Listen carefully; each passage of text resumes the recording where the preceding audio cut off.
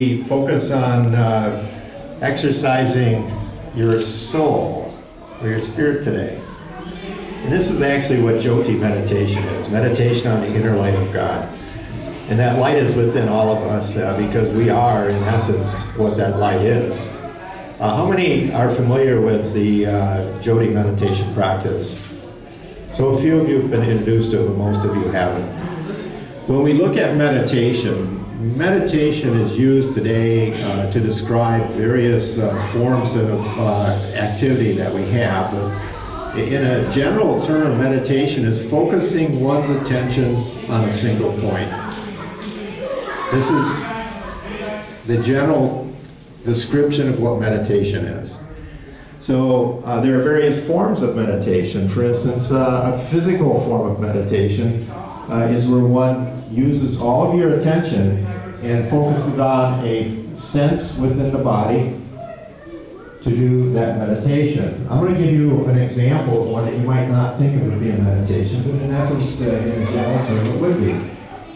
You go to work and you're working hard all day long, you come home, sit in your easy chair, put on your headphones, plug it into your iPod, select your favorite music, close your eyes, and you get totally absorbed into listening to the music where there's no other sense being used other than the sense of hearing. And then there's a lot of meditation practices where people might use their eyesight, for instance. Focusing on the flame of a candle, for instance, is one that sometimes people would practice. Then there's the mental meditation. The mental meditation is where you're focusing all of your attention using your mind, with the mind. This might be like a visualization or some form of meditation where you're not using your physical senses, but you're focused entirely in your mind. Then there's the spiritual meditation. And what I find is that when you say, well, if I'm not using my body, my senses, I'm not using my mind from thinking, well, what do I do? Most people aren't familiar with how to do a spiritual meditation. So before I describe what that is, I just want to talk a little bit about how we're made up. And I have to tell you, I was born an engineer, and I think like an engineer.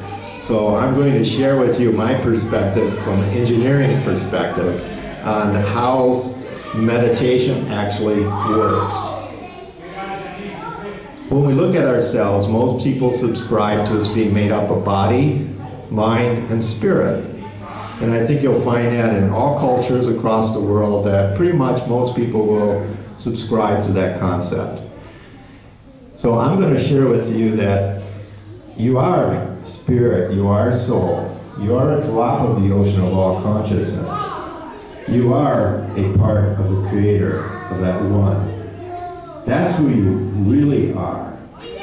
And you have taken on mind, and then you have taken on the physical body to have a physical experience. So as we are sitting in this room today, you're having your soul, using your mind, listening to me, using your body, your eyesight, your hearing, to be able to take in impressions from the physical world and have a physical experience. And this is going on while we are in the physical body and during this lifetime. But in essence, we are not the mind and we are not the body. We are the spirit, we are the soul. That's who we truly are. And we're the soul having a physical experience. So we went through our yoga exercises and so on, and we're exercising the body. So we're going to, and we can read books, study literature, and so on, and exercise the mind. But to exercise the soul, to feed the soul, we need to learn how to do this spiritual meditation. And what that is that we withdraw our attention to the seat of the soul in the body, which is described behind and between the two eyebrows. It's not a physical location, it's just a point at which the attention collects. And then we focus that attention at the seat of the soul. And when we're doing that, it's as if we are focusing about 8 to 10 inches out in front of us. Now keep in mind, even though they describe the seat of the soul behind and between the two eyebrows, you don't try to focus there. If you do, there's a tendency for your eyes to turn up and inward, and you're going to create a headache and stress.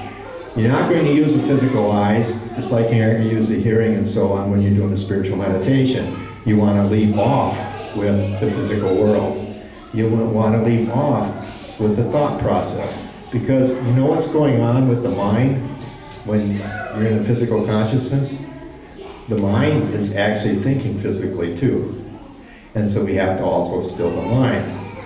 And what we do is when we focus our attention at the seat of the soul in the body, which is like focusing 8 to 10 inches out in front of us, we will begin to see inner light.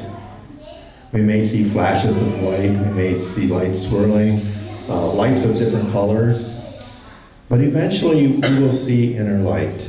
And that inner light is the light of God. It's the light of the soul itself. And so by meditating, doing the spiritual meditation, we're actually tapping into that light within us. And when we can tap into that light within us, it is a source of love, joy, peace, and bliss. And when you